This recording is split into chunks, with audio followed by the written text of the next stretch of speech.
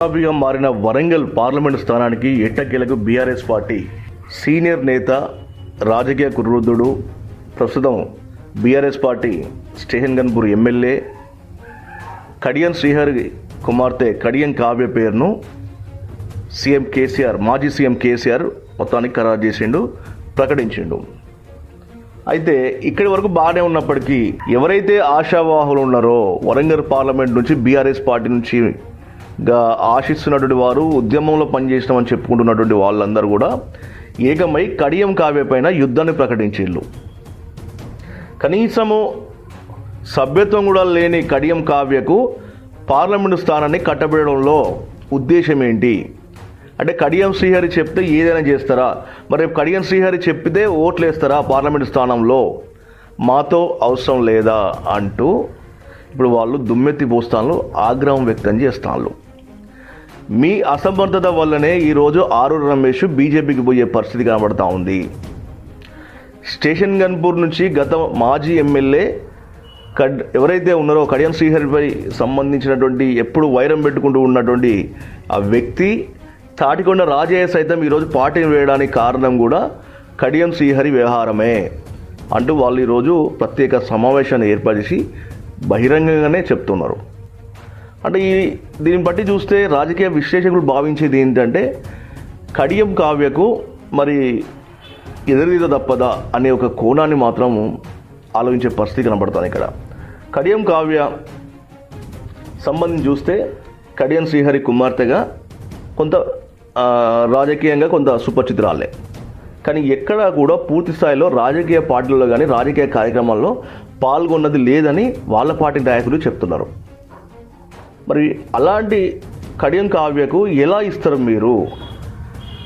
ఉపకులానికి అంటే ఎస్సీ రిజర్వేషన్లో ఉపకులానికి చెందినటువంటి ఒక బైండ్ల కమ్యూనిటీ వాళ్ళకు ఉన్న శాతం ఎంత, వాళ్ళకు సంబంధించిన కులం ఉన్న శాతం ఎంత? ఇలా మాదిగ కులస్తులం కాదని ఈరోజు ఆమెకి ఇవ్వడం వెనుక ఉద్దేశం ఏంది? ప్రస్తుత సిట్టింగ్ ఎంపీ ఉన్నటువంటి పసులూరి దయాకర్కు మరి ఆయనకి ఎందుకు ఇవ్వలేదు అనేది వాళ్ళు తీవ్రంగా వ్యాఖ్యలు చేస్తున్నారు. సో మొత్తానికి మాదిగ జాతి మొత్తం కూడా కావ్యకు వ్యతిరేకంగానే ఉన్నది అనే సంకేతాలు ఇస్తున్నారు. మరి ఇదే జరిగితే నిజంగా కావ్య గెలిచే అవకాశం ఉందా? అక్కడ వరంగల్ పార్లమెంటు స్థానంలో ఆ రిజర్వేషన్ ఎస్సీ రిజర్వేషన్ ఎక్కువ కూడా మాదిగా సంబంధించినటువంటి సామాజిక వర్గమే ఎక్కువ ఉంది, మేమే ఎక్కువ ఉన్నాము, మరి మా కులాన్ని కాదని ఈరోజు కడియం కావ్యకు ఎలా గెలుస్తుంది అనుకుంటున్నారు మీరు అనేది వాళ్ళు కొన్ని అస్త్రాలు ప్రశ్నించే అస్త్రాలను సంధిస్తారు. అయితే కడియం శ్రీహరి మరి కావాలనే మభ్యపెట్టి కేసీఆర్ దగ్గర తమ కుమార్తె పేరును అక్కడ ఫైల్ చేసుకొని వచ్చిండు.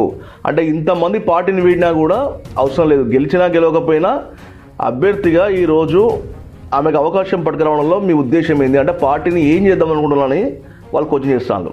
సో కొంత మనం కూడా మరి కడియం కావ్య విషయాన్ని తీసుకుంటే ఆమె ఒక ప్రాంతానికి చెందిన వ్యక్తిగానే పరిచయం తప్ప మిగతా అన్ని కాన్స్టిట్యున్సీల్లో ఆమె పరిచయం లేదని మాత్రమే మనం చెప్పవచ్చు. మొత్తానికి కడియం కావ్యకు మరి ఈ యొక్క పార్లమెంట్ స్థానంలో గెలిచే అవకాశాలు ఉన్నాయా అంటే లేవనే ఎక్కువ శాతం చెప్తా ఉన్నాం. మొత్తానికి అయితే కడియం కావ్యకు ఎదురీత ఇదే పరిస్థితే కనబడుతుందని మాత్రం రాజకీయ విశ్లేషకులు భావిస్తున్నారు. సో తర్వాత ఇంకా పూర్తి స్థాయిలో అభ్యర్థులను 3 పార్టీలు మరి ఇప్పటికే సంబంధించినటువంటి దాంట్లో ఇటు బీఆర్ఎస్ పార్టీ సంబంధించి కడియం కావ్య పేరు ఫైనల్ అయిపోయింది. తర్వాత బీజేపీ పార్టీ నుంచి దాదాపుగా కూడా ఆరూరు రమేష్ పేరే ఫైనల్ అయినట్టుగా కూడా మనం చెప్పుకోవచ్చు. ఎందుకంటే ఇంకా కాషాయంగుడికి చేరినప్పటికీ కూడా ఆయనకే ఇస్తారనేది అక్కడ సమాచారం ఉంది. ఇక కాంగ్రెస్ పార్టీ నుంచి మరి ఎవరిని దించుతాను బర్రెలు అనేది మాత్రం మనం వేచి చూడాలి. మొత్తానికి అభ్యర్థులను ప్రకటించిన తర్వాత కడియం కావ్య గెలుస్తుందా, అసలు ద్వితీయంగా ఉంటుందా, లేదా తృతీయంగా ఉంటుందా, లేదా నెంబర్ 1 స్థానం నుండి గెలుస్తుందా అనేది మాత్రం మరోసారి మళ్ళీ మనం విశ్లేషణ చేద్దాం.